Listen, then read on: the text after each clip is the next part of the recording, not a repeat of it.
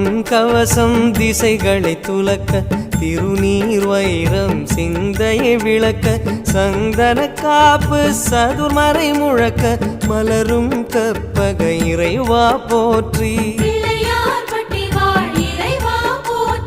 கலியுகம் காக்கும் கணபதி நாதா வலம்புரி நாதா அபயம் அபயம் அபயம் அருளும் இறைவா போற்றி.